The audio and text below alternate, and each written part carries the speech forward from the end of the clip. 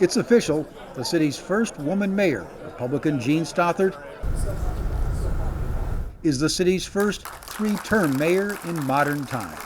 As she fulfills this term, it will be the longest any mayor has served in Omaha since 1930. 91 years. It took me 4 years, but I figured her out. If we're getting along, it's, hey, Vinny, how's it going? And if we're not, it's, hey, Councilman Palermo, we got to talk. The laughs ending when the newly sworn-in city council, 4 Democrats and 3 Republicans, apparently split their votes down party lines. 4 votes for Pete Festerson, 3 votes for Amy Melton. Picking Democrat Pete Festerson over Republican Amy Melton for the council's top job.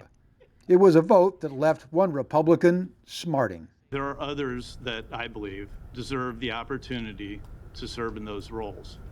The secret ballot voting followed this from the mayor. Public trust is critical to success. We can earn trust by being open, transparent, and responsive. And trust is not given, it is earned. Once lost, it's hard to regain. In Omaha, Joe Jordan, News Channel, Nebraska.